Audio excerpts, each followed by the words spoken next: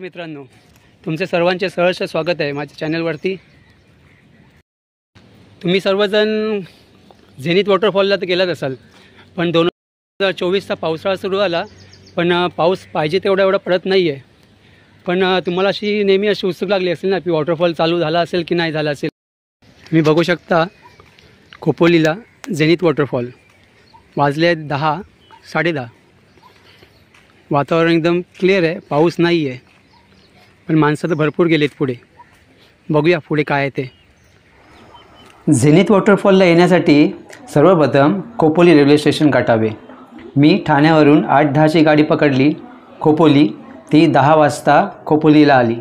Police स्टेशनवरूनच आपल्याला डोंगररांगा बघायला मिळतात।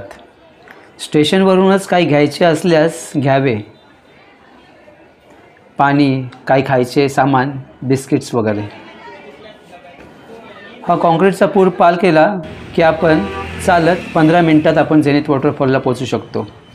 रिक्षाने करीत गेलो तरी आपल्याला पुढे चालायचेच आहे। पावसाळ्यातील हवामान चालण्यासाठी योग्य असल्याने चालणे हा पसंतीचा पर्याय। शेअर रिक्षा तुम्हाला 20 रुपये घेतात, पण चालण्याचा आनंद तो एक वेगळाच। या हिरवागार वातावरणातून चालताना एक वेगळीच मजा येते। नुकताच पाऊस पडून गेला असल्या कारणाने सर्वत्र हिरवेगार झाले होते। या मंदिराच्या शेजारूनच आपल्याला झेनिथ वॉटरफॉलला जाण्याचा रस्ता आहे। तिकडे कोणालाही विचारले असल्यास ते आपल्याला मार्ग दाखवतात।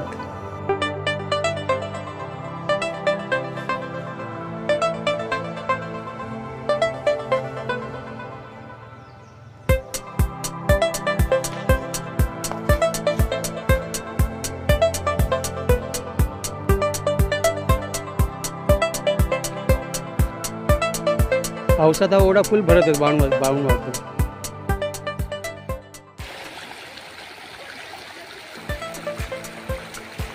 सध्या पाऊस नाही आहे, उंचाई धबधबे थोडेसे कमी वाहत आहेत, कमी प्रभावाने, कमी फोर्स आहे पाण्याला।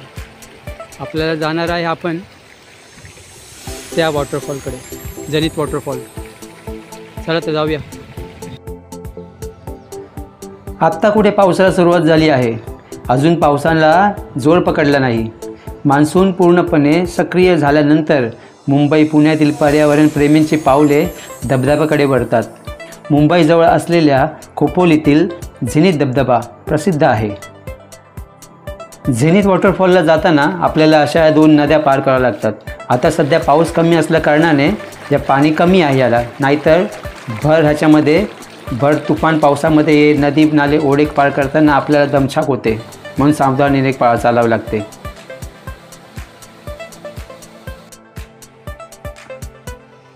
वॉटरफॉल खोपोली रेल्वे स्टेशनपासून 2 किलोमीटर अंतरावर आहे।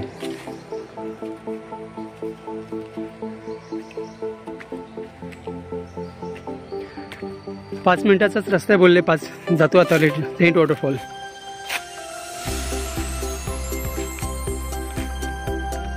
वरून 16 मिनटं, 15-16 मिनटं लागतात चालत। रिक्षाने तुम्हाला 20-30 रुपये, 20 रुपये होतात वाटतं शेअर रिक्षा, पण चालत यायला मजा येते। पण पाण्याचा आवाज ऐका येतोय। झेनिथ धबधबा हे या जिल्ह्यातील सर्वात सुंदर धबधब्यांपैकी एक आहे।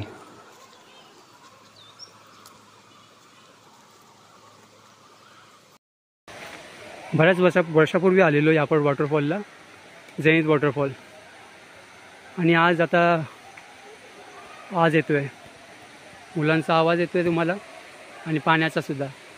तर या पावसाळ्यामध्ये कमी पाऊस असला तरी आता प्रत्येकजण पावसाळी पिकनिक ठरवत असेल, तर आपण झेनिथ वॉटरफॉलला जाऊया की नको जाऊया, ह्या पावसाळ्यामध्ये पाणी किती असणार याची सर्वांना गॅरंटी नसते की तिकडे काय मिळेल तिकडे। तर हा आहे झेनिथ वॉटरफॉल।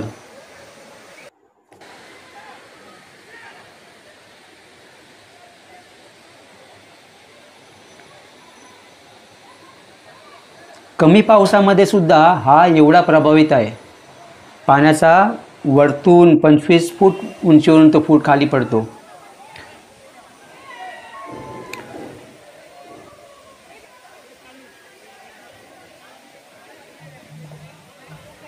खोपोलीतील झेनिथ धबधबा हे पर्यटकांचे आवडते ठिकाण असून रोज येथे पर्यटक मोठ्या प्रमाणात भेट देत असतात. लोणावळा खंडाळा इथून जवळ असल्याकारणाने तिकडची लोकंसुद्धा आपल्याला इथे वॉटरफॉलला भेट देण्यासाठी येत असतात. सध्या पाऊस कमी असल्याकारणाने पर्यटकांची गर्दी इथे कमी आहे. जर गर्दी जास्त झाली तर आपल्याला मनसोक्त अशी मजा पण करता येत नाही. त्यामुळे कमी गर्दीतच या पावसाचा आनंद घ्या, या वॉटरफॉलचा.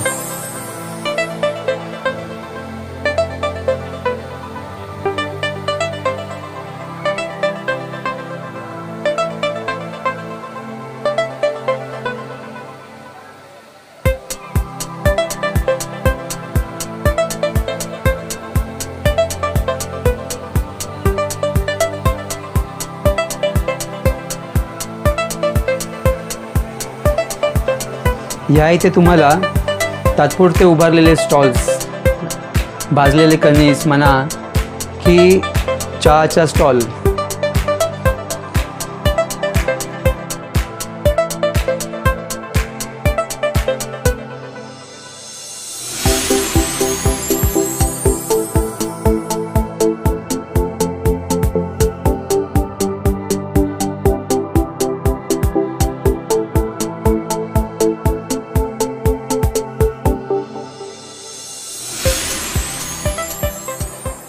ज्यावेळेस इथे जास्त पाऊस होतो त्यावेळेस प्रशासन या धबधब्यांवर बंदी घालते, म्हणजे इथे कोणीही पर्यटक येऊ शकत नाही. म्हणून कमी पावसामध्येच तुम्ही या धबधब्याला भेट द्या. झेनिथ म्हणजे मोस्ट पॉवरफुल, याचे आपल्याला रौद्र रूप बघायला नक्कीच आवडेल. पण आपल्या जीवाची काळजी घेऊन इथे यावे जास्त पावसामध्ये. तुम्ही इथे सकाळी लवकर आलात तर इथे खोपोलीला गगनगिरी महाराजांचा मठ आहे, तो सुद्धा बघण्यासारखा आहे. आणि तो बघून झाल्यानंतर इथे आलात या वॉटरफॉलवरती तर दोन्ही कामं एकत्र होतील. ही दोन्ही ठिकाणं करण्यासाठी तुम्हाला ट्रेनचा प्रवास सर्वात स्वस्त आणि मस्त. मग विचार कसला करताय? चला तर मग झेनिथ वॉटरफॉलला. चला आता मी तुमची रजा घेतो. माझ्या चॅनलला तुम्ही नवीन असाल तर माझ्या चॅनलला सबस्क्राईब करा. व्हिडिओ आवडल्यास लाईक करा, कमेंट्स करा.